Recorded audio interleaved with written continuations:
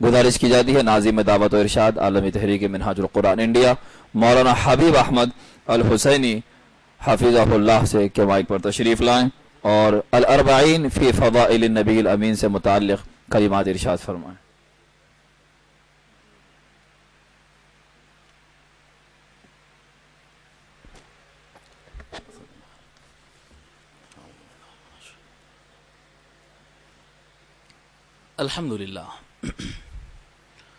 अल्हम्दुलिल्लाह रब्बिल आलमीन वस्सलातु वस्सलामु अला सय्यिदिल अव्वलीन वल आखिरीन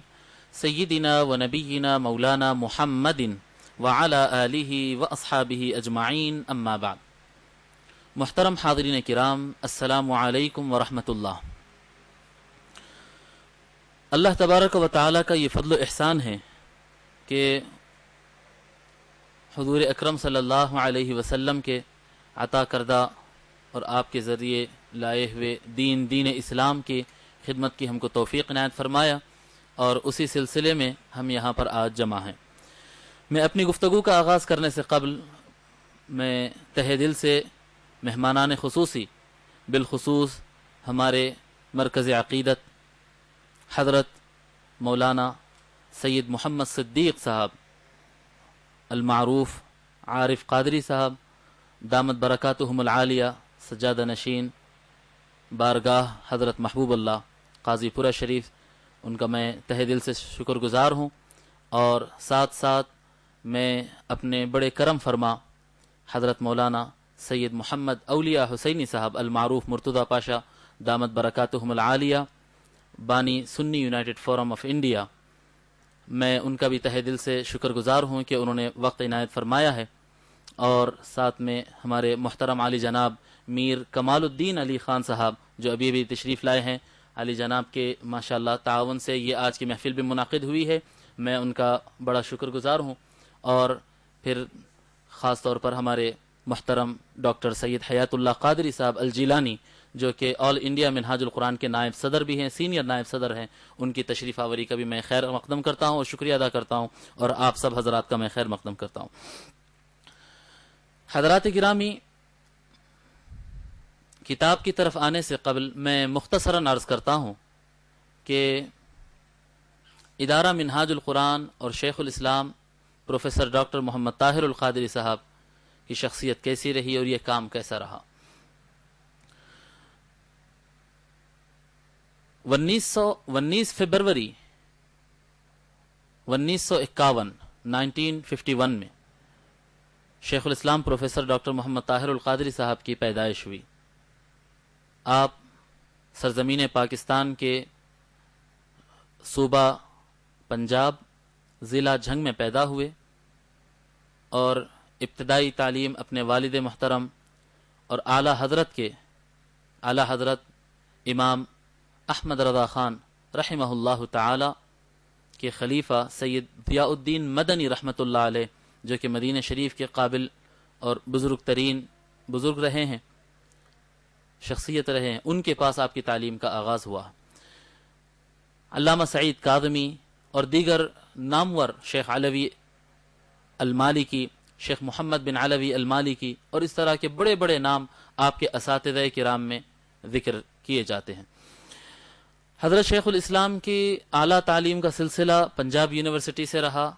और वहाँ से उन्होंने एमए किया और गोल्ड मेडल हासिल किया। फिर उसके बाद पीएचडी की और उसमें भी शेखुल इस्लाम गोल्ड मेडल हासिल की। और पीएचडी का आपका उन्वान था कि इस्लाम में जराइम की सज़ाओं का क्या मेयार है। हज़रात गिरामी, ये तालीमी सिलसिला तो आपके जारी था, लेकिन फ़िक्री इनक़लाब अंदर क़ल्ब के अंदर और जहन के अंदर इब्तिदाई से मौजज़न था। हज़रत शेखुल इस्लाम कि इंशाअल्लाह ताला मैं आगे बताऊंगा कि ज़माने तालिब इल्मी से उनकी तैयारी थी और कैसे उनकी फ़िक्र थी और कैसी सोच थी। हज़रत शेखुल इस्लाम 17 अक्टूबर 1980 में मिनहाजुल कुरान की संग बुनियाद रखे और इसका संग बुनियाद हज़रत क़ुदवतुल औलिया सैयदुना ताहिर अलाउद्दीन अल गीलानी क़द्दसल्लाहु सिर्रहुल अज़ीज़ के हाथों मुबारक से हुआ, जो कि शेखुल इस्लाम के पीर व मुर्शिद भी हैं और खानवादे पीराने पीर के चश्मो चराग भी हैं। شیخ الاسلام کی یہ آغاز کردہ منہاج القرآن، یہ تحریک آنن فانن لاہور کی سرزمین سے آگے بڑھتے ہوئے پورے پاکستان تک، اور پھر پورے پاکستان سے آگے بڑھتے ہوئے پوری دنیا تک، تعجب کی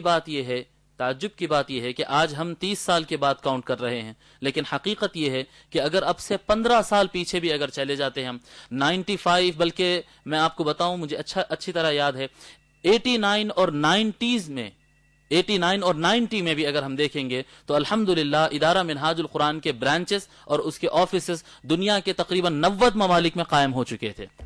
اب سے تقریباً قریب 20 سال پہلے ادارہ منہاج القرآن کے 90 ممالک، اور اس کی یہ مقبولیت اور یہ تیز ترین جو ترقی رہی ہے اس کی وجہ کوئی اور نہیں، شیخ الاسلام کا جو نئے انداز میں فکر تھی، یعنی دین اسلام کو جدید انداز میں پیش کرنا، اور یہ امت مسلمہ کے لیے یہ ثابت کرنا کہ دین اسلام ہر زمانے میں قابل عمل دین ہے۔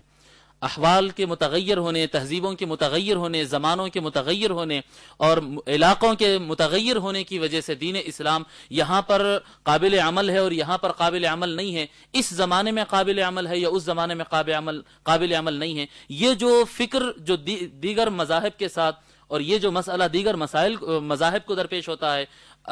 اللہ تبارک و تعالیٰ کے فضل و کرم سے آقائے نامدار صلی اللہ علیہ وسلم نے جو ہم کو یہ دین عطا فرمایا ہے وہ یقیناً قیامت تک کے لیے کافی ہے، اور کسی زمانہ اور کسی مکان، کوئی زمان یا کوئی مکان اس کو اپنے گھیرے میں نہیں گھیر سکتا ہے۔ حضور اکرم صلی اللہ علیہ وسلم کا ارشاد مبارک ہے، ارسلت الی الخلق کافہ، میں سارے مخلوقات کی طرف بھیجا گیا ہوں، سو کوئی زمانہ اس سے نہیں بچ سکتا ہے۔ لیکن دور حاضر میں ایک تنگی ذہن کی وجہ سے یا فرسودہ سوچ کی وجہ سے لوگ اپنے دین کو،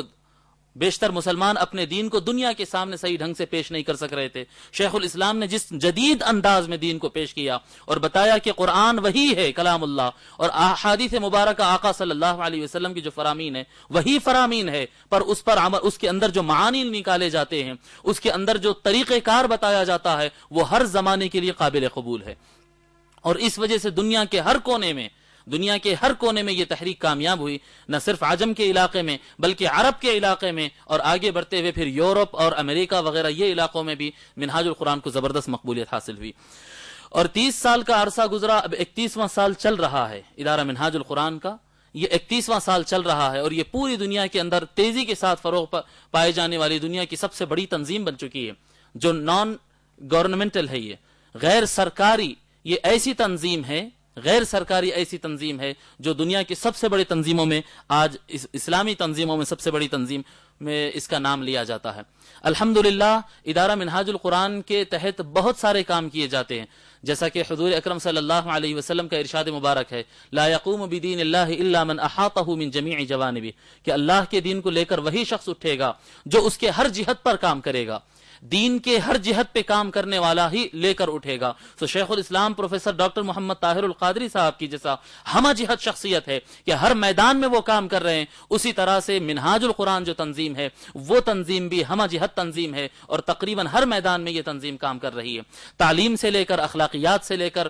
پھر امن سے لے کر ویلفیئر سے لے کر جتنے جہات ہم بیان کریں گے جو امت مسلمہ بالخصوص اور بالعموم ساری انسانیت کو آج ضرورت ہے، ہر پلیٹ فارم پر ادارہ منہاج القرآن کام کر رہا ہے۔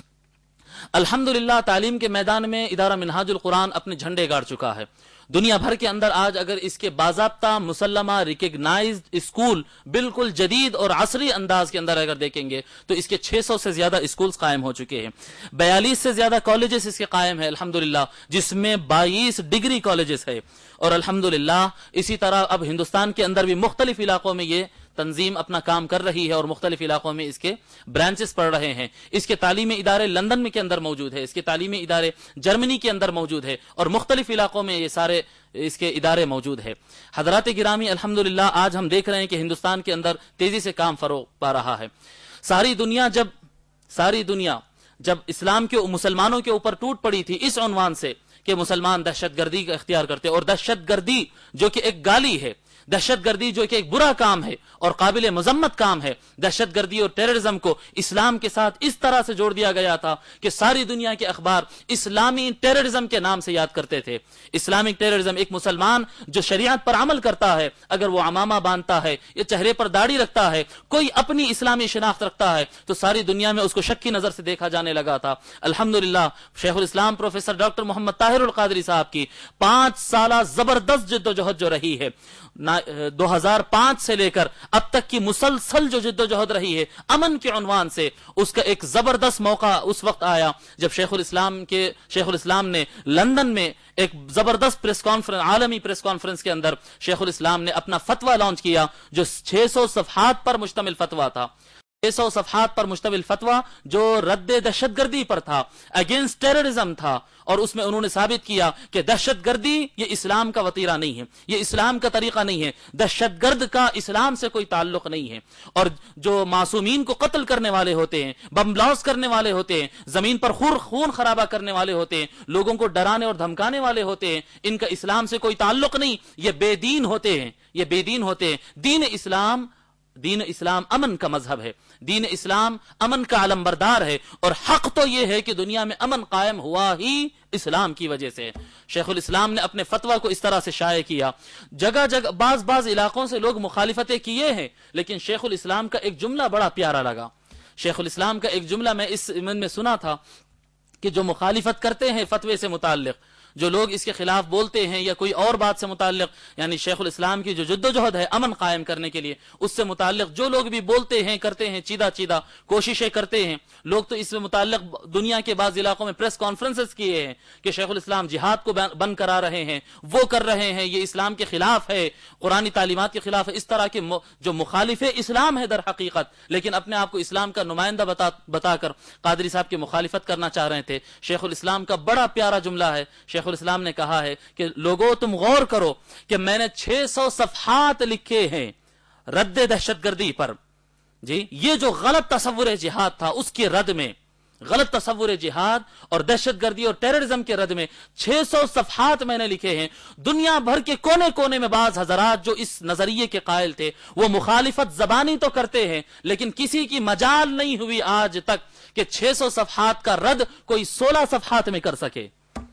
یہ عظیم بات ہے کہ کوئی اس کے خلاف قلم ہی نہیں اٹھا سکا، اور کیوں نہ ہو، کس کے قلم سے لکھی گئی کتاب ہے، کس کے جمع کردہ یہ کتاب ہے۔ الحمدللہ شیخ الاسلام پروفیسر ڈاکٹر محمد طاہر القادری صاحب جو کہ ماہر قانون بھی ہے، اور ایم اے کے ساتھ وہ LLB بھی کیے ہوئے ہیں، ماہر قانون بھی ہے۔ شیخ الاسلام پروفیسر ڈاکٹر محمد طاہر القادری صاحب کی شخصیت جو ابتدا میں وہ لاء کے پروفیسر اور لیکچرر بھی رہ چکے ہیں۔ شیخ الاسلام فرماتے ہیں کہ الحمدللہ میرے کئی شاگرد، بے شمار شاگرد ایسے بھی ہیں اس وقت جو سپریم کورٹ میں ججز کے فرائض انجام دے رہے ہیں۔ جب اتنی بڑی جو سپریم کورٹ کے ججز کا استاد ہو، سو اس کی لکھی ہوئی کتاب کو بھلا دنیا کے اندر کون چیلنج کر سکے۔ الحمدللہ قرآن و سنت کے آیات اور احادیث مبارکہ سے استدلال اور اس کی روشنی میں لکھی گئی یہ کتاب کا آج تک دنیا کے اندر کوئی جواب نہیں ہے۔ جو لیتا ہے تو تسلیم ہی کرنا ہوتا ہے، مخالفت بھی اگر کرنا ہو تو ہواؤں میں مخالفت کی جا سکتی ہے، تحریر کے ذریعے مخالفت نہیں کی جا سکتی ہے۔ اور الحمدللہ شیخ الاسلام کے باقی کتابوں کا بھی یہی حال ہے۔ شیخ الاسلام پروفیسر ڈاکٹر محمد طاہر القادری صاحب ویلفیئر پہ بہت زیادہ اہمیت دیتے ہیں۔ شیخ الاسلام جو ویلفیئر کا شعبہ شروع کیے ہیں الحمدللہ، اس کے اندر تو عام طور پر یتیموں کا لحاظ کرنا، الحمدللہ آغوش تعمیر کیا گیا ہے، اور دنیا کے مختلف علاقوں میں یتیموں کا تعاون کیا جاتا ہے، بیواؤں کا تعاون کیا جاتا ہے، مفلوک الحال مسلمانوں کا تعاون کیا جاتا ہے، ان کے تعلیم کا انتظام، ان کے علاج کا انتظام، پوری دنیا میں یہ امداد کا سلسلہ جاری ہے۔ اور الحمدللہ ویلفیئر فاؤنڈیشن، منہاج ویلفیئر فاؤنڈیشن ترقی کرتے ہوئے یہاں تک پہنچ چکا ہے کہ ایک عالمی لیول پر وہ ویلفیئر کا کام کر رہا ہے۔ وہ نہ صرف پاکستان میں سیلاب اور زلزلہ آتا ہے تو ان کی امداد کرتا ہے، بلکہ جب زبردست زلزلہ ایران میں بھی آیا تو منہاج ویلفیئر فاؤنڈیشن ایران کے عوام کے امداد پر لگا ہوا تھا۔ اور جس وقت زبردست قحط سالی پڑی تھی ساؤتھ افریقہ اور سوڈان وغیرہ کے علاقے میں، الحمدللہ منہاج ویلفیئر فاؤنڈیشن افریقہ کے جنوبی علاقے میں نظر آ رہی تھی کہ ان کا امداد ان کی امدادی سرگرمیاں وہاں پر جاری تھی. اور جب جاپان سونامی کے زد میں آیا تو دنیا بھر کے جو عالمی تنظیمیں ہوتی ہے, جو گورنمنٹ ایڈڈ تنظیمیں ہوتی ہے, جس لیول پر سرکاری تنظیمیں اور ممالک کام کر رہے تھے سونامی سے بچانے کے لیے اور سونامی سیلاب کے متاثرین کے بچاؤ اور ان کے راحت کے کام کر رہے تھے, وہاں پر الحمدللہ منہاج ویلفیئر کے فاؤنڈیشن جاپان کے اندر نظر آ رہے تھے, وہ انسانیت کی خدمت کا کام کر رہے تھے. الحمدللہ ویلفیئر ڈپارٹمنٹ کا کیا کہنا, ساری دنیا کے اندر اس کی خدمات جاری ہے. پھر آگے بڑھتے ہیں شیخ الاسلام پروفیسر ڈاکٹر محمد طاہر القادری صاحب کی تألیفات کی طرف, جو آج کا ہمارا اصل مضمون ہے. شیخ الاسلام پروفیسر ڈاکٹر محمد طاہر القادری صاحب دامت برکاتہم العالیہ اپنی زندگی مبارک میں جو تألیفات کیے ہیں, وہ کمال کی بات یہ ہے کہ آج کے نہیں ہیں, وہ بیشتر تألیفات کا بنیادی خاکہ شیخ الاسلام پروفیسر ڈاکٹر محمد طاہر القادری صاحب کئی سال پہلے مکمل کر چکے تھے, اور ان کے مؤلفہ اور مقرر کردہ جو تیار شدہ کتابیں ہیں الحمدللہ ان کی تعداد 1000 سے زیادہ ہو چکی ہے. میں 1000 رسالوں کو ملا کر نہیں کہہ رہا ہوں کہ چھوٹے چھوٹے جو رسائل ہوتے ہیں ان کو ملا کر 1000 کی تعداد ہوتی ہے, نہیں, شیخ الاسلام 1000 کتابیں تألیف کیے ہیں. اب اس کے اقتباسات لے کر, اس کے شعبے لے کر, بعض چیزیں لے کر لوگ چھاپ لیتے ہیں, تنظیمات چھاپتے ہیں پبلک کے افادے کے لیے, تاکہ چھوٹی کتابیں ہوں, کم قیمت میں دستیاب ہو, اس لیے اس کے کیا کہتے ہیں اس کے بعض اجزاء کو چھاپا جاتا ہے, یہ الگ بات ہے. لیکن شیخ الاسلام پروفیسر ڈاکٹر محمد طاہر القادری صاحب 1000 سے زیادہ کتاب تألیف فرمائے ہیں, 1000 سے زیادہ کتب کے انہوں نے تألیف فرمائی ہیں. میں خیر مقدم کرتا ہوں حضرت العلامہ مولانا سید شاہ قاضی اعظم علی صوفی صاحب دامت برکاتہم العالیہ, صدر جمعیت المشائخ کل ہند جمعیت المشائخ, میں اور جو آج ہمارے محفل کے صدر بھی ہیں, میں ان کا استقبال کرتا ہوں, وہ تشریف لائیں. حضرات گرامی, الحمدللہ پروفیسر ڈاکٹر محمد طاہر القادری صاحب کے 1000 تصانیف ہے, جس میں آپ تعجب کریں گے کہ الحمدللہ زمانے حال میں یہ جتنے کمپیوٹر آپریٹرز ہوتے ہیں اور جتنے شیخ الاسلام کے شاگرد ہوتے ہیں جن کا کام ہوتا ہے تخریج کرنا, یہ ایک غلط فہمی ہے لوگ کے اندر. لوگ یہ سمجھتے ہیں کہ شیخ الاسلام کے ساتھ علماء کی ایک بڑی جماعت ہے, اور وہ علماء جو ہوتے ہیں وہ پوری کتاب لکھ دے کے وہ لا کر شیخ الاسلام کے سامنے رکھ دیتے ہیں. جی, علماء کی ایک جماعت ہے, ماشاءاللہ طاہر القادری صاحب کی کیا چیز کی کمی ہے بھائی, ان کے پاس تو علماء کی ایک جماعت ہے, پوری کتاب لکھ کے سامنے لا کے رکھ دیتے, انہوں ایک نظر دیکھ کر اس کو اوکے کر دیتے ہیں تو وہ کتاب ان کے نام سے چھپ جاتی ہے. یہ بالکل غلط بات ہے, یہ بالکل غلط بات ہے, یہ بالکل غلط بات ہے. میں ایسے افراد سے, مجھے جب یہ بات پہنچی اور مجھے بھی ایسا ہی اندازہ ہونے لگا کہ اتنی تیز رفتار سے کون لکھ سکتا ہے کتابیں. جی, ہر مہینے میں ایک آدھ کتاب آ جا رہی, 600 صفحات 800 صفحات کی نئی کتاب آ جا رہی, ایسے کیسے ہو سکتا ہے اتنی رفتار. تو میں بھی ایسے ہی سمجھنے لگا,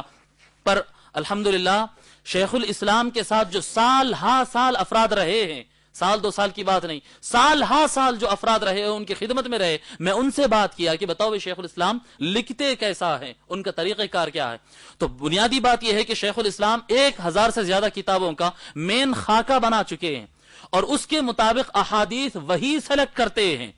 اور احادیث اپنے ہی قلم سے, اپنے ہی دستے مبارک سے خود بیٹھ کر لکھتے ہیں. اور اسی وجہ سے وہ جب پاکستان میں رہتے تھے تو زیادہ ان کو لوگ سے ملاقاتوں کا سلسلہ ہوتا تھا, وہ کام نہیں کر پاتے تھے, ان کو ڈسٹرب ہوتا تھا, اسی لیے پھر وہ کینیڈا بھی شفٹ ہو گئے ہیں, اور کینیڈا میں ان کو ڈسٹرب نہیں ہوتا ہے, وہ پوری رات لکھنے کا کام کرتے ہیں. ان کے جو شاگرد اور ان کے جو قرب میں رہے ہیں وہ لوگ, وہ بتا رہے ہیں کہ ایک رات میں شیخ الاسلام 100 اور ہزاروں احادیث لکھ دیتے ہیں اپنے قلم مبارک سے, اور ان کو کتابیں ایسی ازبر ہے کہ کوئی کتاب کھولنے میں ان کو وقت نہیں لگتا ہے, کوئی کتاب اٹھا کر ایسے کھولتے ہیں جیسا کہ صفحہ نمبر ان کو یاد تھا, اس انداز میں کھولتے, اتنے بہتر طریقے سے اللہ تبارک و تعالیٰ کے فضل و کرم اور حضور صلی اللہ علیہ وسلم کے صدقے میں اتنا زبردست حافظہ اللہ تبارک و تعالیٰ ان کو عطا کیا, وہ خود لکھتے ہیں. کچھ حضرات ایسے بھی ہیں جو جن سے ہماری ملاقات ہوئی, وہ بتائے کہ ایک مرتبہ شیخ الاسلام یہ کہہ رہے تھے, شیخ الاسلام سے وہ لوگ آگے بڑھ کر کہے, خدمت پر موجود تھے, حضرت ہم خالی بیٹھے ہیں, کچھ کام دیجئے نا. حضرت میں رات میں شیخ الاسلام لکھتے بیٹھے ہیں, تو لوگ آ کر ان سے کہے, جو نوجوان جو خدمت میں تھے, نوجوان تو نہیں, بڑی عمر کے آدمی ہیں, 40-45 سال کے آدمی, وہ کہے کہ حضرت کچھ خدمت کے لیے موقع دیجئے نا, ہم دونوں خالی بیٹھے ہوئے, کچھ حکم فرمائے, ہم آپ کا ساتھ دیتے ہیں. تو شیخ الاسلام فرمائے, ایک پیپرز کا ایک کٹا نکالے جو اپنے دستے مبارک سے وہ لکھے تھے, اور فرمائے کہ اس کے اوپر جو حدیث نمبرز ہے وہ کتابوں کے ریفرنسز کے حساب سے ہے, اس کو سیریل نمبر بننا ہے کیونکہ اپنی نئی کتاب بننا ہے. جی, بخاری کیا کہتے ہیں حدیث نمبر فلاں, مسلم حدیث نمبر فلاں, طبرانی حدیث نمبر فلاں, یہ نمبرنگ ہے, اس کو اپنے کو سیریل نمبر میں ڈالنا ہے, 1 2 3 4 5 پورا کرنا ہے اس کو. سو کتاب وہ کیا کہتے ہیں وہ اٹھا کر پیپرز کا کٹا جو ان کے ہاتھ سے لکھا ہوا تھا وہ اٹھا کر ان کے ہاتھ میں دے دیے، بیٹے اس کو نمبرنگ کر دو. تو وہ صاحب کہتے ہیں کہ میرے ایک ساتھی کیے جو زیادہ بڑھ کے جا رہے تھے، اجازت کچھ کام دو، وہ کر کے پھر آہستہ سے رستہ دیکھنے لگے. جیسے شیخ الاسلام کی نظر نہیں پڑ رہی تھی تو وہ نکل گئے. پھر رات بھر بیٹھ کر میں لکھا. وہ بتا رہے تھے کہ شیخ الاسلام جو 2 دن 3 دن کے اندر ترتیب دیے تھے وہ 2500 سے زیادہ حدیثیں تھی.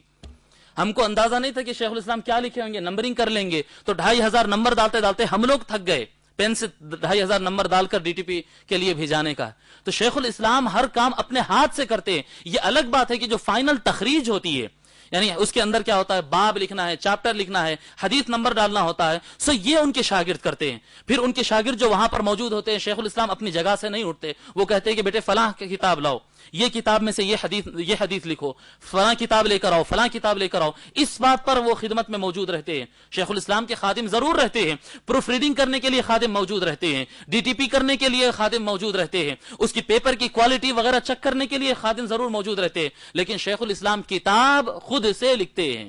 شیخ الاسلام یہ انداز غلط ہے، یہ انداز غلط ہے کہ شیخ الاسلام کے پاس. اور بڑی اچھی بات ایک میرے ہمارے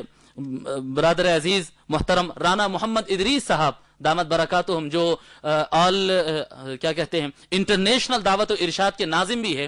رانا محمد ادریس صاحب سے ایک مرتبہ میں ذکر کیا تھا کہ بعض لوگ ایسے کہہ رہے ہیں کہ شیخ الاسلام اپنے شاگردوں سے کتابیں لکھاتے ہیں. تو وہ مسکرا کر، پلین میں سفر کر رہے تھے، ہم لوگ دلی جا رہے تھے، تو وہ مسکرا کر پلٹ کر بولے ٹھیک ہے، بہت اچھی بات ہے نا بھائی، وہ جو حضرات بولتے ہیں ان کو بولو کہ وہ اپنے شاگردوں سے لکھا لے. جی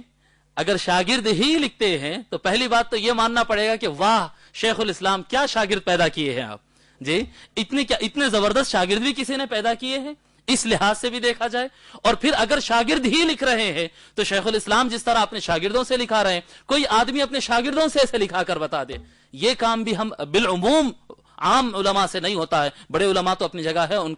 کا مرتبہ ہے اور وہ ان سے ہو سکتا ہے، پر بالعموم یہ بات نہیں کہی جا سکتی ہے کہ کوئی عالم عام طور پر جو عام علماء ہوتے وہ یہ بھی دعویٰ نہیں کر سکتے کہ ہم اپنے شاگردوں کے ذریعے بھی یہ کتابیں لکھوا کر بتا دیں گے. شیخ الاسلام پروفیسر ڈاکٹر محمد طاہر القادری صاحب جو 1000 کتاب تقریباً تألیف کر چکے ہیں، اس میں سے 416 کتابیں چھپ کر منظر عام پر آ گئی ہیں. 416 کتابیں چھپ کر منظر عام پر آ گئی ہے اور تقریباً 150 کتاب ہندوستان کے اندر ری پرنٹ ہو چکے ہیں. اور الحمدللہ منہاج کے پلیٹ فارم سے تقریباً ہر مہینہ ایک دو کتابیں الحمدللہ چھپ رہی ہے. انشاءاللہ تعالی ہم پوری کوشش کرتے ہیں. کتابیں سووں میں کتابیں ہیں. اگر ہم ہر مہینہ 1-2 کتابیں بھی اگر چھاپتے چلے جائیں گے تب بھی ہم کو کئی سال لگیں گے ٹارگٹ پورا کرنے کے لیے. 416 جو کتابیں شیخ الاسلام کے اس وقت چھپی ہوئی ہیں، اس کے اندر جو اس وقت اویلیبل ہے وہ قرآنیات میں، فن تفسیر اور قرآنیات میں 31 کتاب ہے. ویسے شیخ الاسلام فن تفسیر میں 100 سے زیادہ کتاب لکھے ہیں، فن حدیث میں 100 سے زیادہ کتابیں لکھے ہیں، ایمانیات میں 100 سے زیادہ کتابیں لکھے ہیں. جی سیرت و فضائل میں 100 سے زیادہ. میں دستیاب کی بات کر رہا ہوں. قرآنیات میں 31 کتاب ہے، فن حدیث میں 80 کتابیں اس وقت دستیاب ہے، ایمانیات میں 11 کتابیں ہیں، اعتقادیات میں 30 کتابیں ہیں، سیرت و فضائل میں 60 کتابیں اویلیبل ہے، ختم نبوت سے متعلق 7 کتابیں موجود ہے، عبادات سے متعلق 7 کتابیں موجود ہے، فقہیات سے متعلق 18 کتابیں ہیں، روحانیات سے متعلق 24 ہے، اوراد و وظائف سے متعلق 11 ہے، علمیات سے متعلق 8 کتابیں ہیں، اقتصادیات سے متعلق، اکانومکس سے متعلق 10 کتابیں ہیں، جہادیات سے متعلق 6 کتابیں، فکریات سے متعلق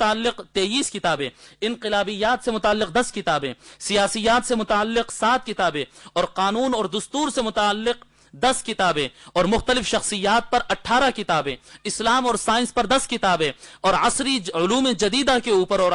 ضروریات جدیدہ کے اوپر 10 کتابیں، اور عامت الناس کے لیے سلسلہ تعلیمات اسلام کے نام سے 9 کتابیں شیخ الاسلام کے منظر عام پر آ چکی ہیں. الحمدللہ ان تمام کتابوں کے من جملہ آج جس کتاب کے رسم اجرا کی طرف ہم جا رہے ہیں، الاربعین فی فضائل النبی الامین، الاربعین فی فضائل النبی الامین، یہ ایک ایسی کتاب ہے حضرت شیخ الاسلام کی جو زیادہ ضخیم نہیں ہے. یہ کتاب کی ضخامت 175 صفحات پر مشتمل ہے، 175 صفحات پر یہ کتاب ہے، اور یہ کتاب 105 احادیث پر مشتمل ہے، اور اس کا نام الاربعین ہے کیونکہ اس کے اندر چیپٹرز 40 ہے. الاربعین مینس 40، اس کا نام الاربعین ہے کیونکہ اس کے عناوین اور اس کے چیپٹرز 40 ہیں۔ حضور اکرم صلی اللہ علیہ وسلم کا ارشاد مبارک ہے، نضر اللہ امرأ سمع مقالتی فوعاها وحفظها وبلغها۔ حضور اکرم صلی اللہ علیہ وسلم ارشاد فرماتے، دعا فرماتے کہ اللہ تبارک و تعالی اس شخص کو تر و تازہ رکھے جو میری بات کو سنتا ہے، میرے الفاظ کو سنتا ہے اور اس کو سمجھتا ہے اور اس کو یاد کر لیتا ہے اور پھر اس کو آگے بڑھا دیتا ہے، دوسروں تک اس کو پہنچا دیتا ہے۔ 4 کام، حضور اکرم صلی اللہ علیہ وسلم کی بات کو سننا، حضور صلی اللہ علیہ وسلم کی بات کو سمجھنا، پھر آقا صلی اللہ علیہ وسلم کی بات کو یاد رکھنا اور دوسروں تک پھر آگے بڑھانا۔ یہ 4 سٹیپس جو کرتے ہیں آقا صلی اللہ علیہ وسلم فرماتے ہیں اللہ تبارک و تعالی اس شخص کو تر و تازہ رکھے۔ اور الحمدللہ محدثین کی جو جماعت ہوتی ہے اتنی بابرکت جماعت ہوتی ہے کہ اللہ تبارک و تعالی ان کو ہمیشہ خوشحال رکھتا ہے، وہ دنیا سے بے نیاز رہتے ہیں اور دنیا کے مشاکل اور مصائب ان کے اوپر اثر انداز نہیں ہوتی، ہمیشہ خوش و خرم رہتے ہیں۔ اس کی وجہ آقا صلی اللہ علیہ وسلم کی دعائے مبارکہ ہے۔ آقا علیہ الصلوۃ والسلام کا ارشاد مبارک ہے، من حفظ علی امتی 40 حدیثا من امر دینہا بعثہ اللہ فقیہا، جو میری امت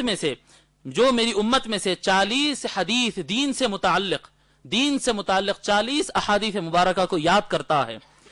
بعثہ اللہ فقیہا، اللہ تبارک و تعالی قیامت کے دن اس کو فقہاء میں سے اٹھائے گا،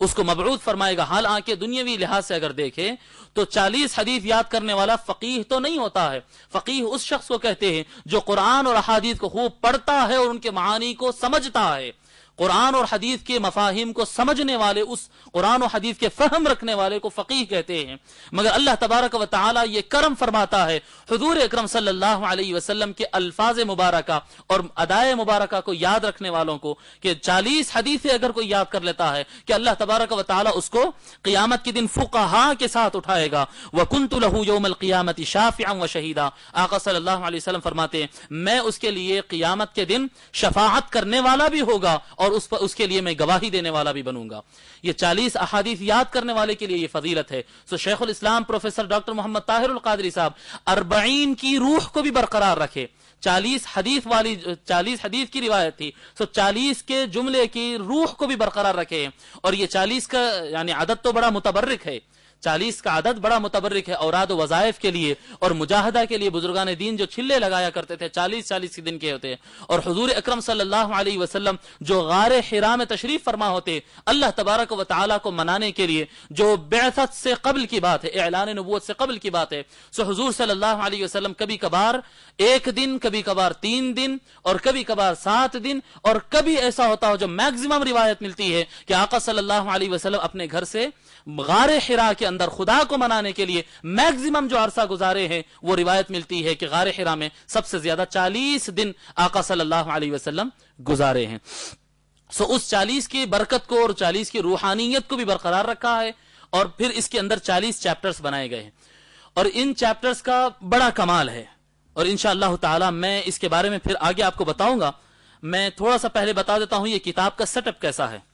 اس کتاب کی خصوصیت آپ دیکھیں کہ شیخ الاسلام پروفیسر ڈاکٹر محمد طاہر القادری صاحب نے یہ کتاب لکھا ہے۔ اس کا پہلا بیان ہے، 40 چیپٹرز ہے، ہر چیپٹر کے اندر 2-3 حدیثیں آتی ہیں، اس سے زیادہ نہیں۔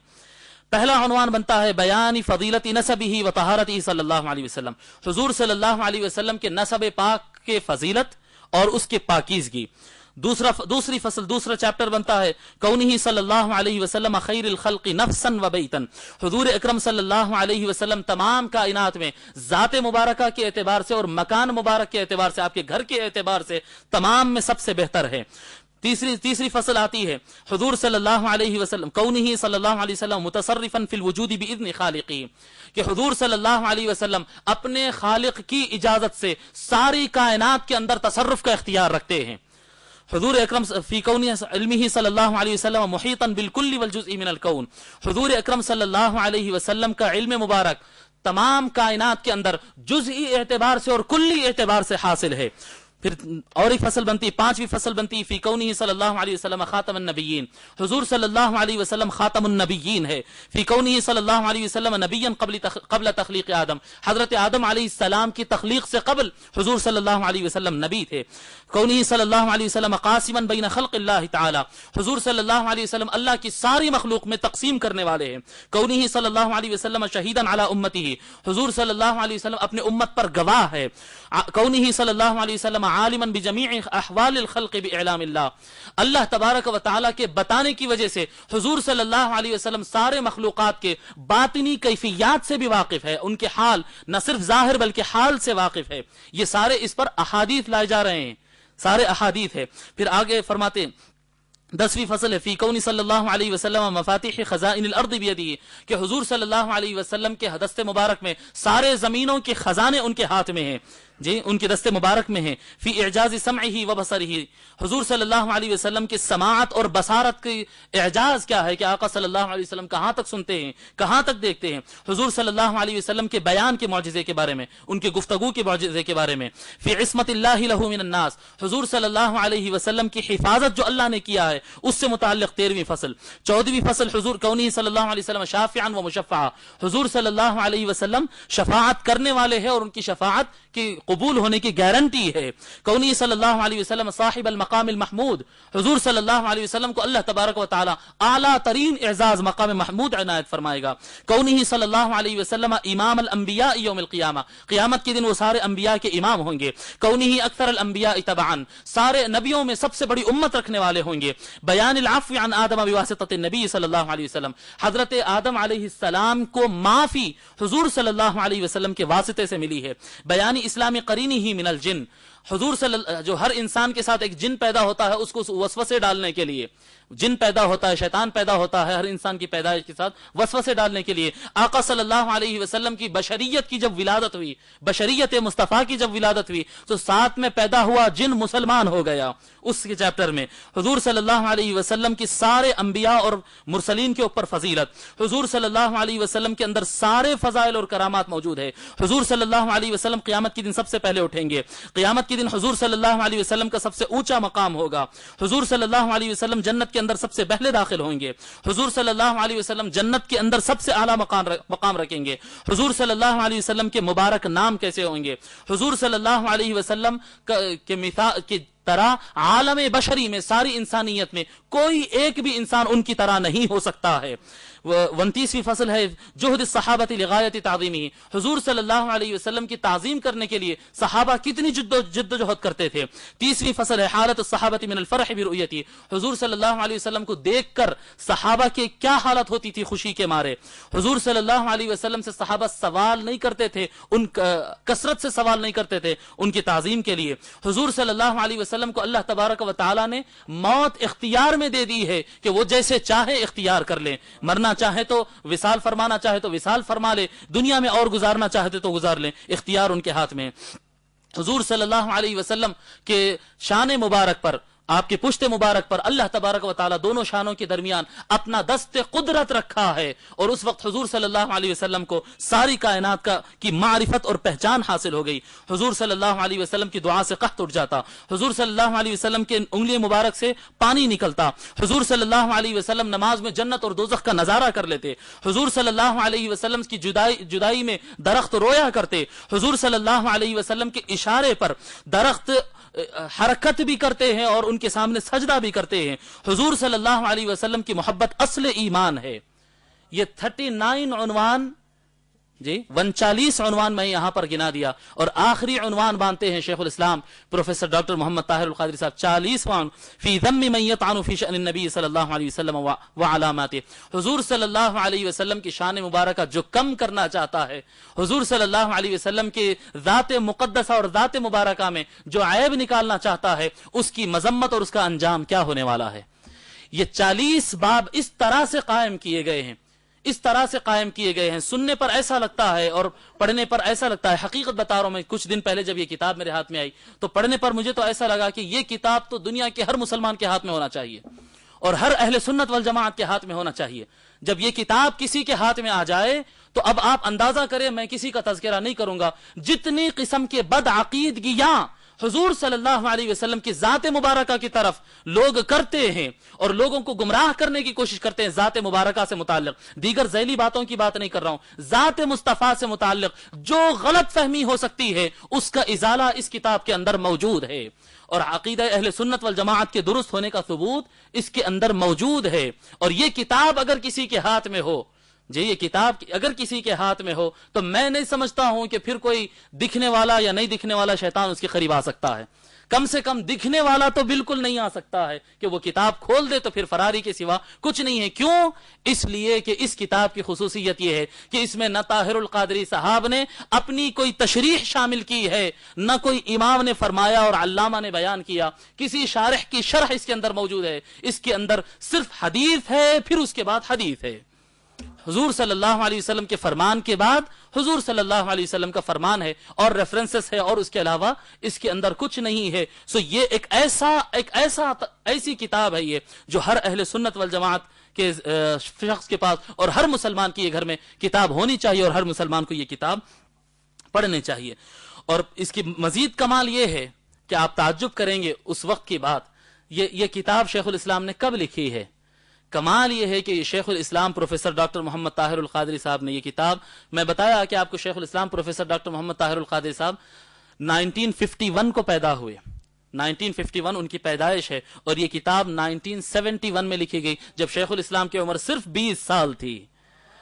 وہ طالب علم تھے، ایم اے کے طالب علم تھے پنجاب یونیورسٹی کے اندر۔ وہ اسٹوڈنٹس، یہ ایک طالب علم کی لکھی ہوئی کتاب ہے جو اس زمانے کی ان کی فکری تموج، میں نے کہا تھا کہ ان کے اندر جو بسنے والا انقلاب ہے، جو ان کی فکر کی وسعت ہے، اور امت کی ضرورت اور امت کے مرض کی جو نبازی وہ کیے ہیں اور ضرورت کو محسوس کرتے تھے، یہ اس وقت کی لکھی ہوئی کتاب ہے جب شیخ الاسلام پروفیسر ڈاکٹر محمد طاہر القادری صاحب 20 سال کی عمر کے تھے، اور ان کی زندگی کی لکھی ہوئی یہ پہلی کتاب ہے۔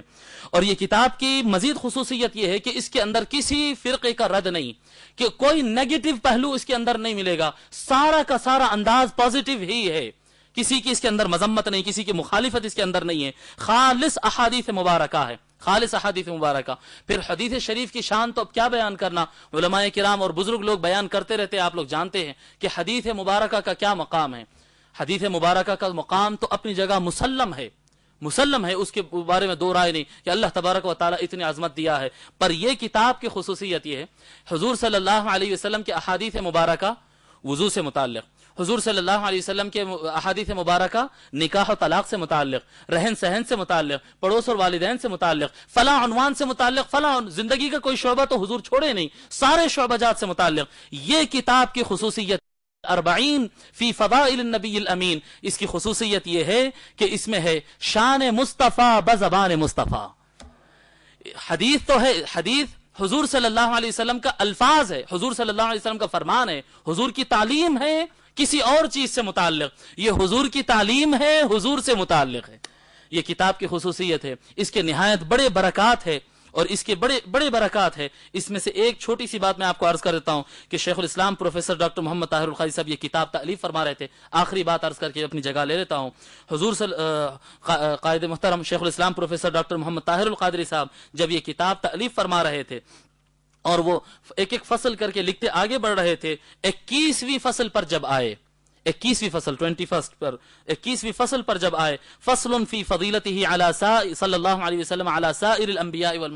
والمرسلین، حضور صلی اللہ علیہ وسلم کا سارے انبیاء اور سارے مرسلین، سارے رسولوں اور نبیوں سے اعلیٰ ہونا اور ان کے مقابل میں افضل ہونا، اس چیپٹر کو جب شیخ الاسلام نے لکھا، اس رات شیخ الاسلام کو یہ شرف حاصل ہوا، ان کو یہ شرف حاصل ہوا کہ حضور سرور کائنات صلی اللہ علیہ وسلم نے اپنی زیارت ان کو نصیب فرمائی ہے، اپنی زیارت ان کو نصیب فرمائی ہے۔ اور خواب میں شیخ الاسلام پروفیسر ڈاکٹر محمد طاہر القادری صاحب یہ دیکھتے ہیں کہ حضور صلی اللہ علیہ وسلم نے نہ صرف طاہر القادری صاحب کو زیارت مرحمت فرمائی ہے، بلکہ یہ کرم فرمایا ہے کہ ان کو اذان دینے کی اجازت دی ہے اور نماز جمعہ پڑھانے کی اجازت حضور صلی اللہ علیہ وسلم مرحمت فرمائے۔ یہ کتاب کی بڑی روحانی فضیلتیں ہیں، ویسے تو ہے ہی حدیث شریف، جب حدیث شریف ہے تو پھر کیا کہنے، پھر مزید یہ ہے کہ خصوصی فضائل اور خصوصی برکات بھی اس کے ساتھ ہے۔ اس کتاب کے آج انشاءاللہ تعالی ہم تو ایسے تو کئی کتابیں ہم لوگ چھاپے اور الحمدللہ مارکیٹ میں لائے شیخ الاسلام کے، مگر یہ کتاب جب چھپنا تھا اور جب چھپ رہی تھی تو ہمارے بھائی یہ کتاب چھپ کے تقریباً 1 ہفتے سے زیادہ ہو گیا، بلکہ 10 دن سے زیادہ ہو گیا. ہمارے جو بعض نوجوان ہیں محنت کرنے والے اور کارکن ہیں منہاج القرآن کے، وہ لوگ یہ کہنے لگے کہ مول صاحب اتنی فضائل والی کتاب ایسے ویسے شائع نہ ہو جائے، ایسے مارکیٹ میں نہ آ جائے، شایان شان اس کا استقبال ہونا چاہیے، شایان شان بزرگوں کے ہاتھوں سے اس کی ریلیز ہونا چاہیے، اس کا رسم اجرا ہونا چاہیے. انہوں نے یہ کہا، پر ہم تو یہ کبھی نہیں کہہ سکتے ہیں کہ ہم شایان شان کچھ کر سکے، یہ تو کچھ بھی نہیں ہے، کچھ بھی نہیں ہے. حدیث شریف کے مقابل میں تو ہم ایک حدیث کے ایک نقطے کے بھی ہم کوئی خدمت کرنے کے لائق نہیں ہیں. بس جتنا ہم سے ہو سکا یہ ایک چھوٹی سی محفل آج اس لیے منعقد کی گئی ہے. میں تمام بزرگوں کا شکریہ ادا کرتا ہوں کہ انہوں نے مجھے موقع عنایت فرمایا کہ میں کچھ کہہ سکوں، اور آپ حضرات کو مبارکباد دیتا ہوں کہ اس برکت والی محفل میں آپ حضرات تشریف لائے. والسلام علیکم ورحمۃ اللہ.